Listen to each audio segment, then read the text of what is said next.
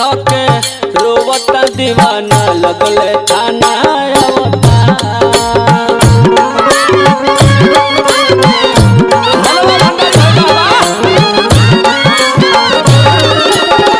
मारो के बांस धोके रोवता दीवाना लगले थाना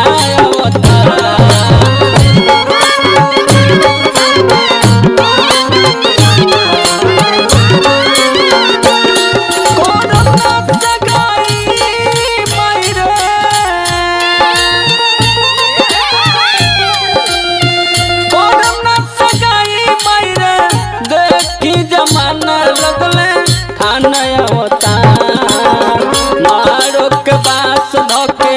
रोवता दीवाना लगले थाना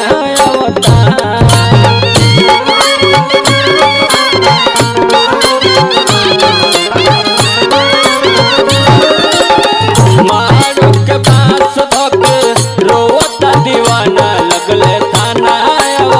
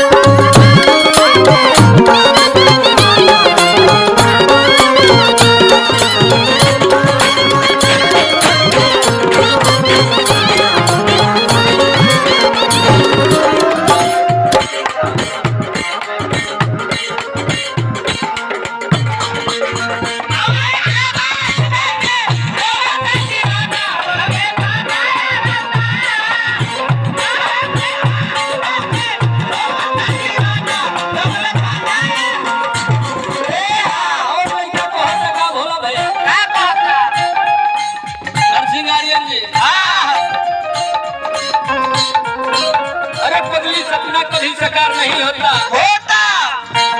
मोहब्बत का कोई आकार नहीं होता बहुत कुछ छूट जाता है इस दुनिया में मगर दोबारा किसी से सच्चा प्यार नहीं होता लड़का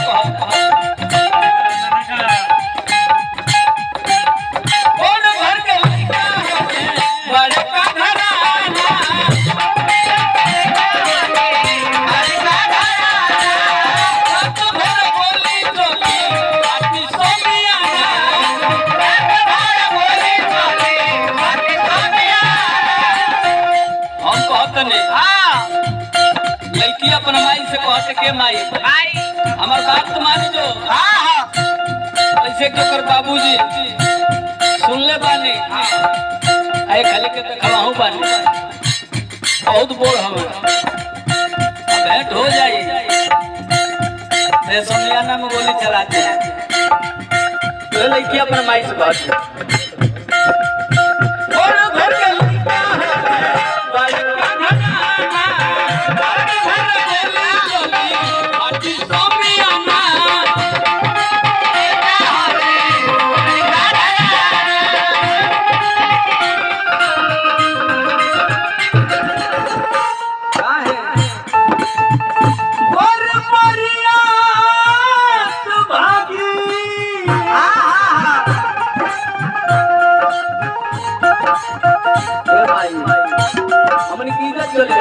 हजार रुपया के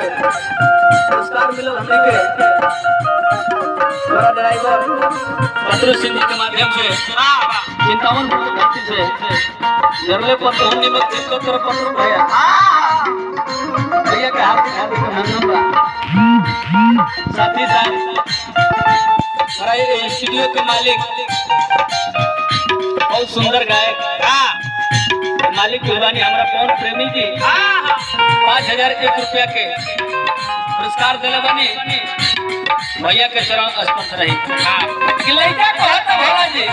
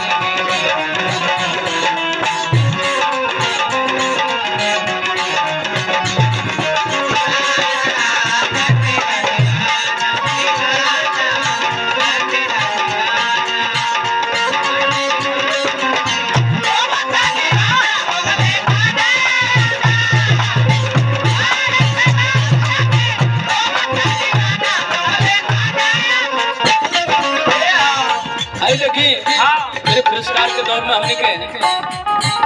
इनके राज कवि जी को पुरस्कार मिले बा कवि जी के बार बार और लगी रही आशीर्वाद के चाहना पर लड़का कहता जकरा से हम प्यार कैली में दर्दी रहे हमार जिंदगी बिगाड़े पे ओकर मर्जी रहे नरसिंह आर्यन जी हम तो नदान प्यार समझाऊ ना पौनी अब पता चलल कि प्यार फर्जी रहे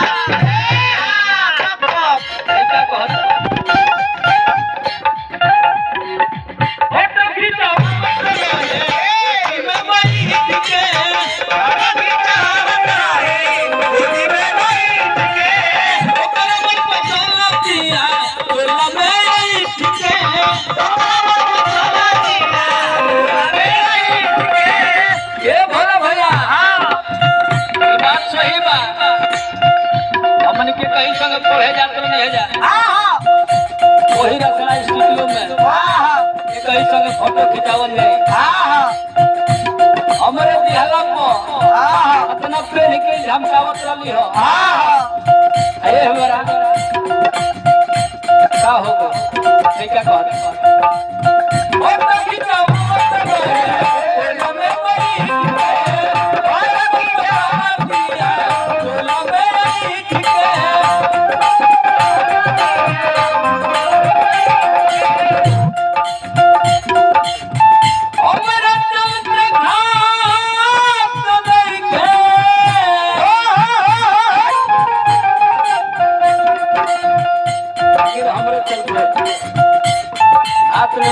हमारा डर बा कि कहीं में हमारा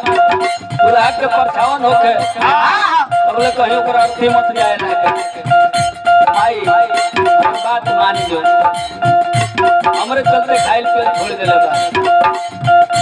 हमरे चलते खात देखे